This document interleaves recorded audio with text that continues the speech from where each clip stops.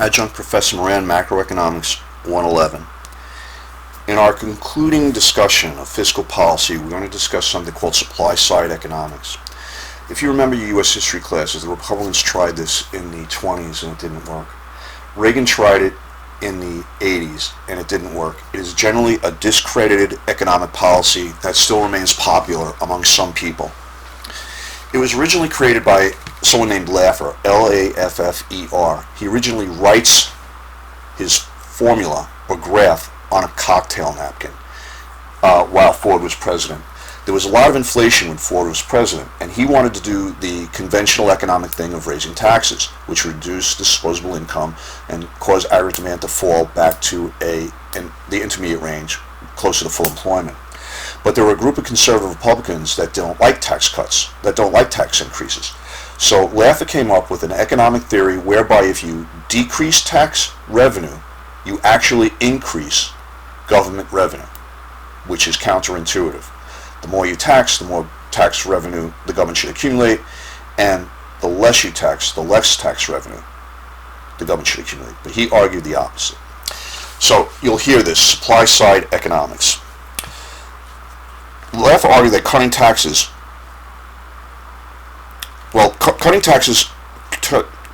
rates should increase aggregate demand. C, because of personal income minus personal income taxes equals disposable income, which is then consumed or saved. So by decreasing taxes, disposable income rises, which should lead to an increase in consumption and increase in savings. Reducing tax rates. Reducing taxes increases the profitability of any IG, so aggregate supply in the long run should shift to the right. Both the increase in supply and the reduced taxes will lead to increases in business spending, shifts aggregate supply to the right, and eliminate any potentially inflationary impact of fiscal policy. Some supply-side economists believe that this increase in business activity will generate more tax revenue than was lost by the initial tax cut.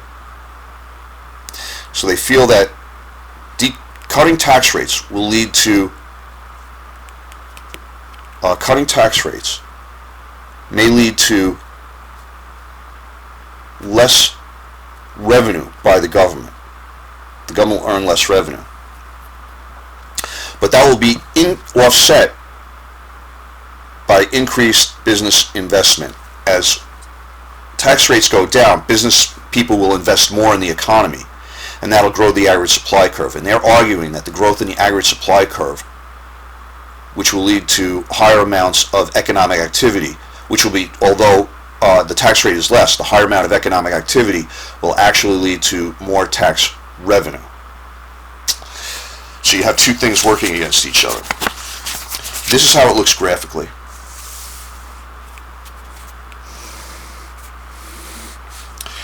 This is tax revenue in dollars, and this is the tax rate as a percentage. And the Laffer curve looks something like this.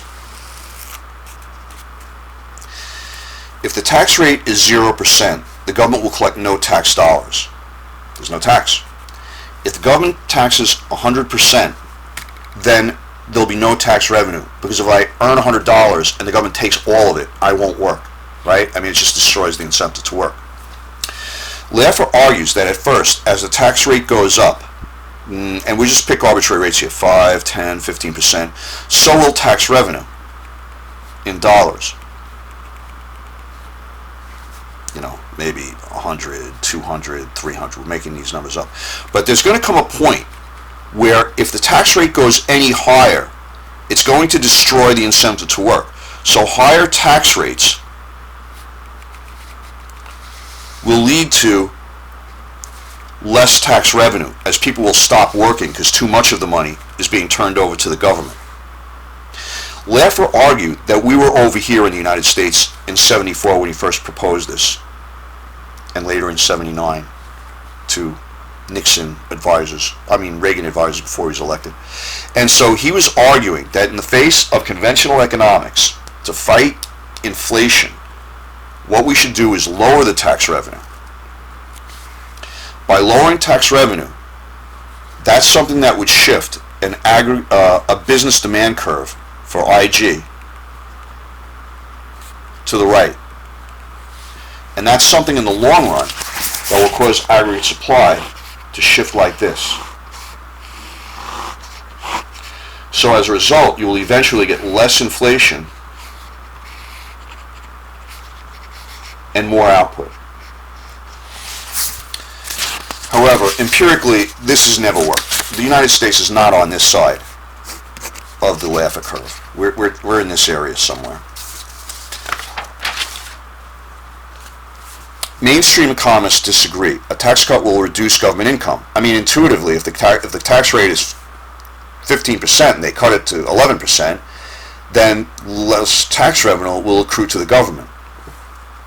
Empirical evidence shows tax cuts have little actual impact on incentives, which could increase production and lead to higher tax revenue. Theoretically, that's possible, but empirical studies show in economically troubled times that's not going to happen. The location of the curve is below the disincentive range. We're not in this area. We're down here. Tax cuts will have a larger impact on aggregate demand than aggregate supply, potentially leading to demand pull inflation. So you should not be cutting taxes in a recession, in a period of inflation, I mean. That would just be counterproductive. So Reagan's tax cut policy didn't work, and Bush's tax cut policy didn't work.